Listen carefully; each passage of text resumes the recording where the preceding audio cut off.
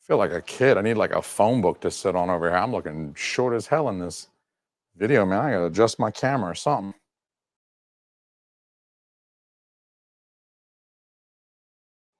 What's up, nerds? It's your boy, your friend, your old pal, your buddy, Tard Kent, the man of Steelbook. I'm back. I'm back once again. The time has finally come for me to assemble some barely coherent thoughts about the shit, shout, slash scream factory wants to sell you in the month of September. So they made their announcement recently. Awesome. First up, we have something kind of interesting. This a bit of a head scratcher for me. Interesting in the sense, not in the sense that I'm going to rush out and spend money on it. Interesting in the sense that I'm like, huh, what were they thinking? Succubus. A film called Succubus is coming to DVD. Okay. Not Blu-ray, not 4K. Okay. A lot of times companies do that. You know, they do, we're going to release this movie to DVD for people who are poor, and Blu-ray for, you know, middle of the road folks, then 4K for the real aristocrat. First of all, there were also multiple films named Succubus that were released in 2024. So this is confusing. I find it unreasonable, and it's not even a good name. So if you're going to steal a name and multiple people are going to use the same name, at least make it a good name so it's justifiable. Okay. The other problem I have is that it's coming to only DVD. DV fucking D. No Blu-ray, no 4K. It makes no sense to me. Just DVD only release. Like it's 2006 again. That's wild to me. That's insane to me that you're going to just release this to DVD. And that screw you if you got a 4K TV. This is going to look like a bag of ass. But hey, that's retro, right? Do people even have DVD players anymore? I mean, Blu-ray players, sure, everybody's got a Blu-ray player, but like DVD, do people have those? It's like the VHS shit that's going around again. That's dumb too. Forgive me. I don't blame somebody for having one or two VHS of their absolute favorite movie because it's a VHS that they got for their birthday in 1984.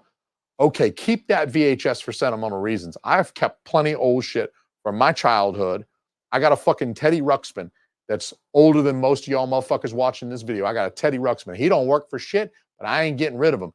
Ask my wife, okay? I understand the VHS collector who has a few.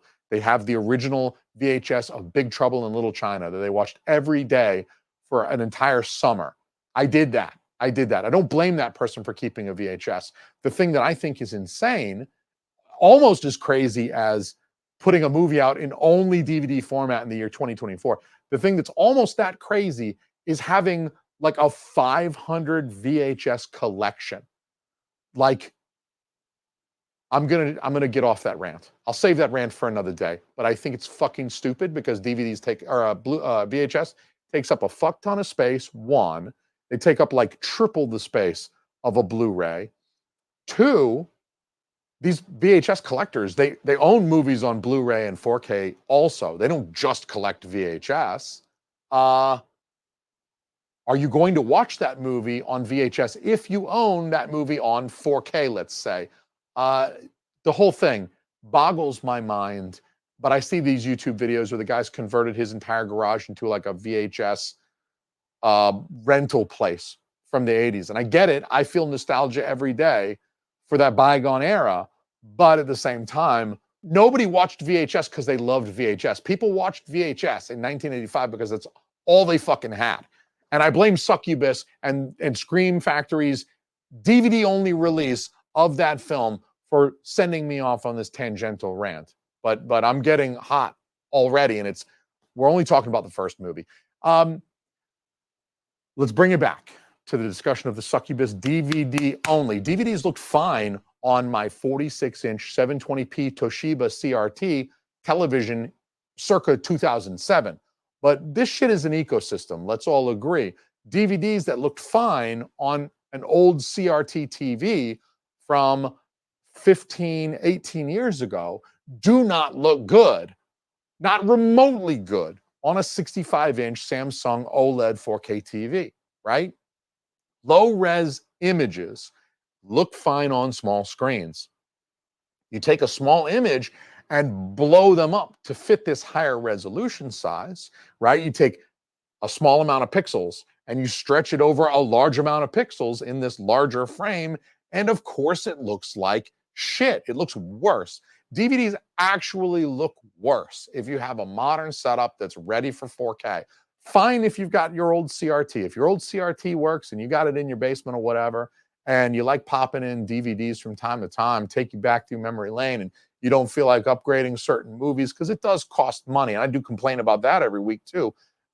Yeah, it costs money and it sucks to upgrade movies over and over and over again. So I get it. I understand. That's fine. But most of us, you got one TV, you got a nice TV you like to watch your movies on, and DVDs look like ass on those newer, nicer televisions that you spent $3,000 on, if you're me. I really think I have bought DVDs this year. I have bought DVDs since the start of 2024. I will say that.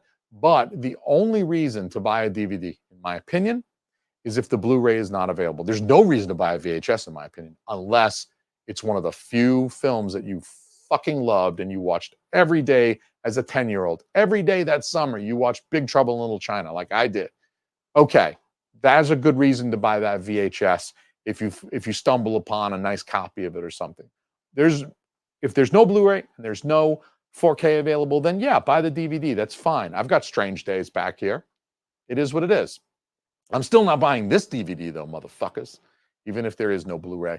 Now let's talk about a decent physical media format that will actually look good in a modern television setup. Doomsday, a film called Doomsday, is getting a 4K release. This is a 4K upgrade, of course. It's a 2008 film. It was directed by Neil Marshall, which this film Shout is calling a action-packed sci-fi thrill ride. I kind of feel like calling a film a thrill ride at this point has been done to death. It's very cliched, guys. We need to try something new, like action-packed sci-fi money shot right on her glasses and hair, or like action-packed sci-fi nipple tweak, something besides thrill ride. Let's go with some other like action verb that it's not thrill ride, because you can't call every fucking movie a thrill ride. Okay, you've called every fucking movie for the last 60 years a fucking thrill ride if it's got one fucking car chase in it. It's not a fucking thrill ride. It's a nipple tweak. Fine. I'm just spitballing. Let me know your ideas in the comments below. If you don't like nipple tweak, if you don't like money shot right on her glasses and hair, I mean, obviously, throw me yours down below. Let me know what you think. Doomsday also has Bob Hoskins in it. In one of his later performances, he made like 4 or 5 movies after this. It's not like his last movie or anything. He's not like at death's door in this film, but he did die a few years later. I think he passed on in like 2014-ish. Don't quote me on that one. It's been a while since I read my Bob Hoskins biography, so I may not have that year right, but I want to say it's like 2014-ish, like somewhere in that neighborhood. So this is like a latter day. I think he retired a few years before that too, due to his, I think it was Alzheimer's or Parkinson's. He had a disease. He was diagnosed with a disease. It's a horrible disease. It took Bob Hoskins from us at least 10 years before his time. I think he was 70 or 71 when he died. And, he could have made it to 80, 85, would have been nice. So this is one of his latter performances in the years before he retired. So that might make this one worthwhile for folks who haven't seen it and don't already love this film. Anyway, I've never seen Doomsday. So I'm finding it hard to give too many shits at this moment, although I like Bob Hoskins. So I'll rent it first just for Bob. And then if it's good, then I'll, we'll jump on the 4K. The Strangers is also getting a 4K. This is another upgrade for a movie that Scream Factory released on Blu-ray a few years ago. Do you see the fucking pattern here? I hope you do, because I rant about it every goddamn time I do one of these videos. The Strangers is another film that came out in 2008. It's another film that I have not seen. I think it was on Netflix for like a long time before Netflix before everybody, I say Netflix shit the bed, but like they didn't. Everybody just said, I'm taking my ball and going home, right? Like Disney was like, peace, we're going to grab all these Marvel movies and these Disney movies and we're going to go do our own thing. And everyone else was like, well, we like money too. So fuck you, Netflix. Whatever you're giving us is less than what we're going to make when we launch fucking Peacock and Paramount Plus and MGM Plus. And we're going to launch a whole bunch of motherfucking positives. They say pop, they'd say plus, but you should say positive, right? Like I'm MGM positive, motherfucker. I'm HIV positive, motherfucker. I got it from doing drugs, not getting fucked in my ass. Just kidding. I never done drugs.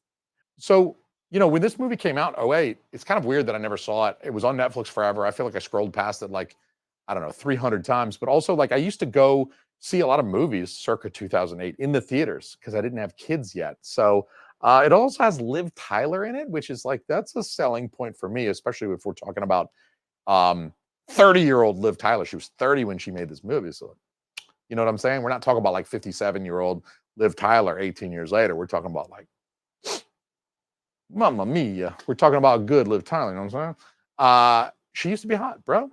The pointy ears, those pointy elf ears, they do it for me, and I'm not even going to pretend otherwise. So, you click the video. I'm sorry. I'm going to go on about the pointy elf ears. I would make her leave them on. Just saying. Shit. 2008, she was in The Incredible Hulk too. She looked good there as well. Anyway, The Strangers also has Scott Speedman in it, which I think is a dumb name. And Underworld is overrated anyway. So, I don't know if that's a hot take or not. If it is a hot take, I'm sorry. I didn't even warn you that it was coming. Underworld is overrated. That's actually what it says on this shirt that I'm wearing. You can't quite see it. It's a little out of frame. But I've been walking around like this all day. And I haven't seen The Strangers, and it always seemed overrated to me too. So file this one right up above Underworld in that underrated column. It's like this movie, I understand it's about three psychos who randomly kill a nice couple in the woods for no reason before they get away with it. And just like they bounce in the end, they get away with it. And I don't know, that doesn't sound, it sounds kind of pointless to me. I mean, nothing in the Wikipedia description of this film indicated that this is anything more than watching two innocent people attempt to avoid getting killed for no reason and then ultimately failing. You're going to have a hard time selling me on a movie where it's like, oh yeah, there's just two people in the woods and there's these three psychos that are trying to kill him the whole time. And it's like 90 minutes of them trying to get away and struggling to fight back and making a plan and hatching a plan. And then they still die in the end. Spoiler alert. The movie came out in 2008. All right. I see you over there telling me bullshit about, yes, I did just reveal the ending of a movie that is almost 20 years old. And I have a policy. If the movie is a couple of years old, all right, I'll warn you. But when it came out in 2008, I haven't seen it and I still know how it ends. You getting spoilers, motherfucker. Also, I don't want to hear some shit about like violent themes in this movie reflecting how fucked up contemporary culture is, because I'm not buying that either. Like, that's just an excuse, in my opinion. A movie that lacks a coherent explanation for its psycho characters and just says, oh, well, they're just three crazy people, and they really only targeted these people randomly just because they happen to cross each other on the street. This person sneezed in the grocery store, and so these other three decided to kill him. Lacking a coherent explanation for the violence in this film doesn't make it feel deep or like it's reflexive of our post 9/11 world. Fuck all that shit. I'm not buying any of that shit. This film's 49% Rotten Tomatoes score sounds about right to me. So I guess even a blind squirrel finds a nut sometimes, Rotten Tomato. You got this one right. I know a lot of internet people are excited about The Strangers. To them, I say enjoy, right? Just because it's not very interesting or appealing to me does not mean that you should not give Scream Factory your money in the month of September. It just feels like this list is just so many movies that I could not give a fuck about in September for Shout/Scream Factory. Now I'm going to talk shit about The Boy. The Boy is getting a 4K also. Also, this is a movie I haven't seen also. I feel like I'm saying also a lot in this video. It is what it is, man. You should be yelling at your screen right now, motherfucker, do you even like movies? Like, that's what you should be accusing me of, because it's like, I haven't seen any of these. I'm going to make a 25-minute YouTube video where I talk about a whole bunch of movies I've never seen and why you shouldn't buy them and make fun of them. Motherfucker, do you even like movies? I would slap me at this point, and I'm not even you. So you should definitely want to slap me, but I promise I do like films. It's just luck of the draw. I haven't seen any of these. This movie, The Boy, came out in 2016. It was directed by William Brent Bell, and he's directed a whole slew of other horror films. So that's all good in the hood. I think actually my wife and I got drunk and tried to watch one of his other movies called The Devil Inside like 10 or 12 years ago. And I think that by the end of that, I was like, it felt pretty pointless. So that might have diminished my motivation to try and go see The Boy circa 2016. That was the year my wife and I got married, actually. And we did not have children yet. And so we still went to the theaters to go see films, and we did not manage to go see The Boy. So I'm sorry. This movie is about a doll that might be alive. That's pretty creepy. I think it's been done before, but if they do it in new and inventive ways, the door is still open. Maybe they do some new and inventive things and clever things in this film. I haven't seen it, so I'm not going to judge it for being overly derivative. But who knows? I might get drunk and check this one out after Doomsday. Never can tell, but I'm not going to buy it, suckers. So here's one that I actually can get a little like thick and leathery over. I mean, Stepfather is getting its inevitable 4K upgrade. Progress, right? Marches on. Okay. I don't know why the hell anybody out there would even buy a Blu-ray anymore. Everything just gets released to 4K after a few years anyway. That's the theme of this month. That's what Shout/Scream Factory is trying to teach us this month, is that whatever came out on Blu-ray circa 2017, 2018, it's just a matter of time.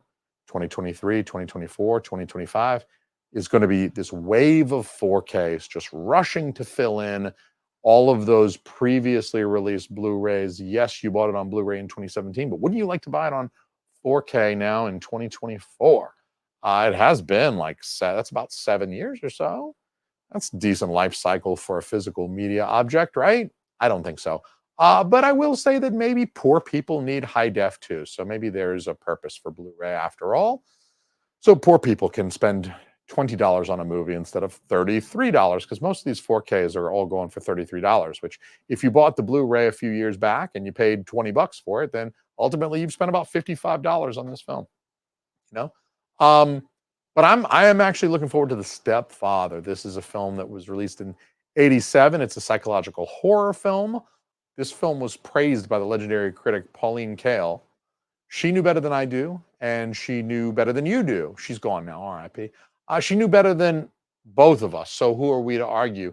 This is squarely in my lane, being an 80s horror film that's not super mainstream.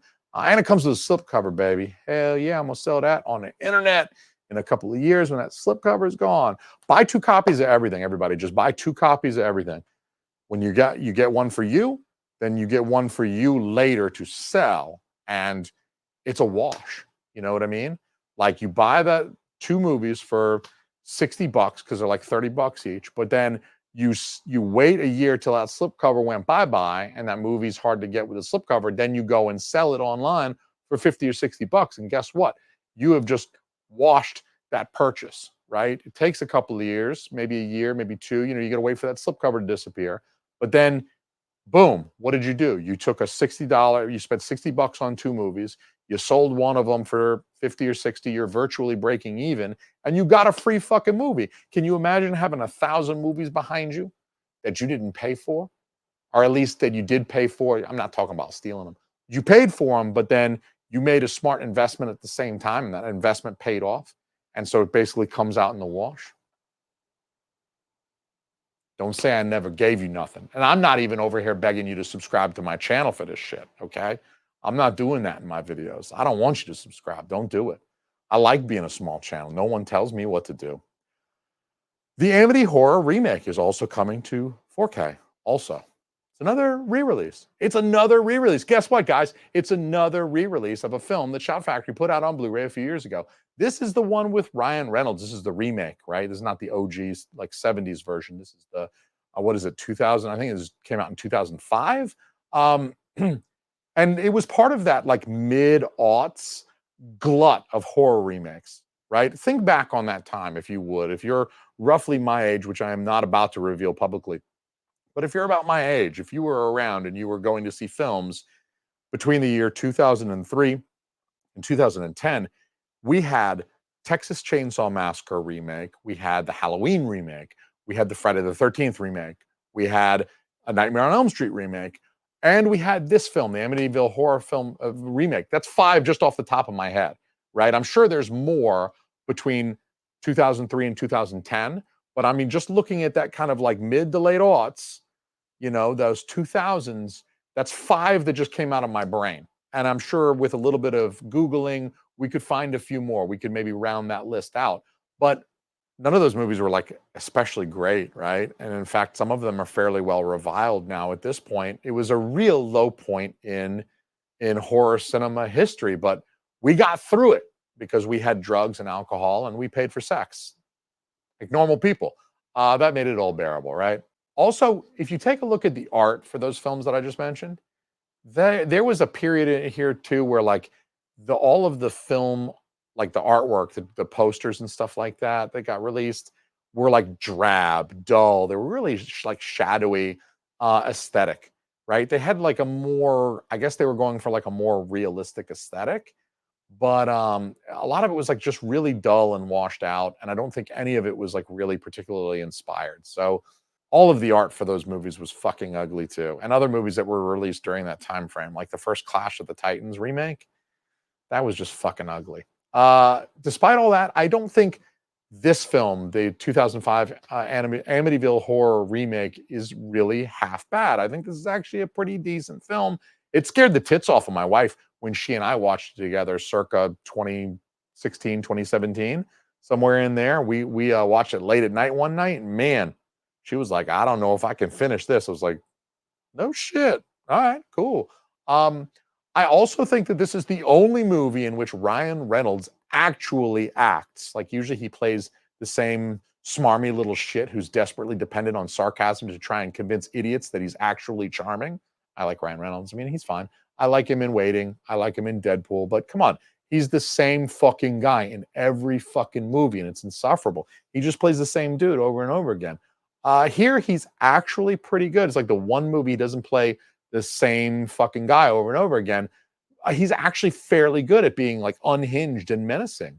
I thought his performance in this film was quite good, and it was actually a little bit before, um, he really kind of plowed right into that smarmy little shit role, trying to be charming. Like the Waiting, the Deadpool persona.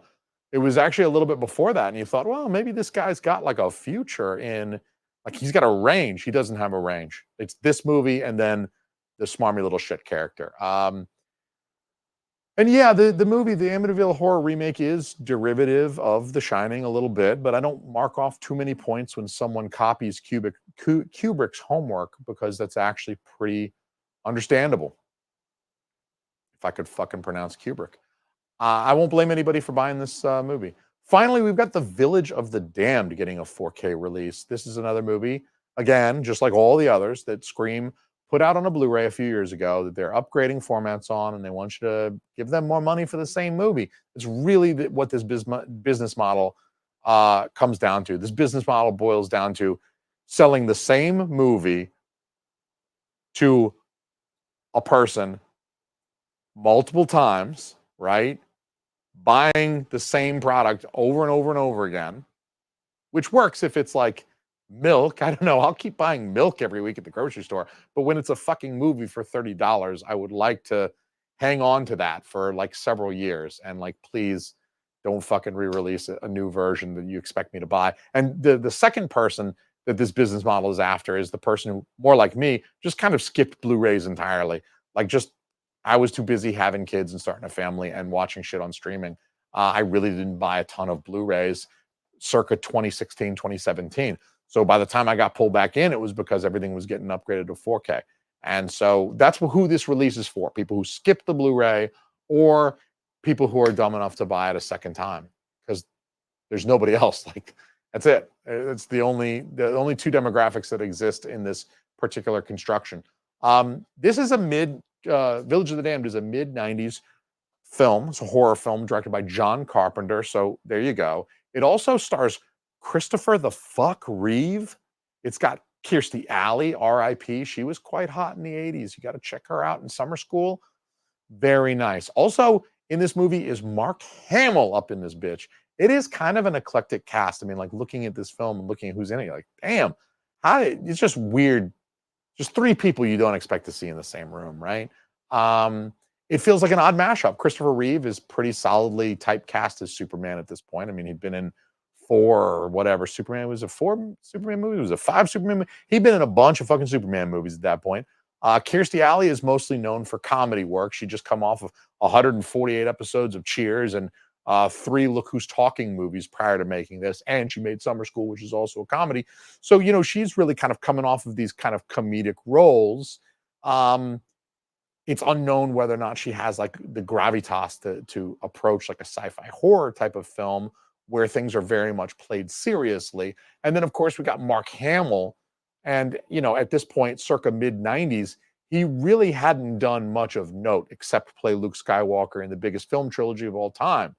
At that point, I mean, I think this film might have been made even just before he took on the voice of the Joker, if I'm right. I think I'm right that he started voicing the Joker just shortly after producing this film. So, I mean, at the point in time that this film gets made and comes out and is released to theaters, it's like people seeing this, like, fucking Mark Hamill? Luke fucking Skywalker's in this shit? What the fuck? At least that's what I said.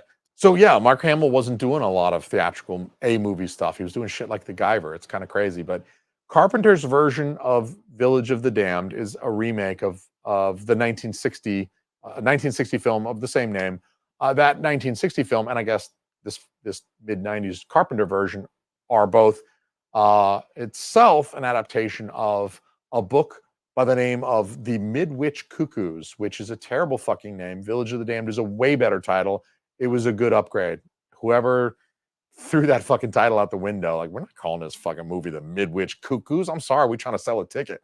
We're fucking Midwich Cuckoos. Fuck no, we're gonna call it Village of the Damned, and motherfuckers are gonna come see this shit because it's fucking cool. It's a way better title.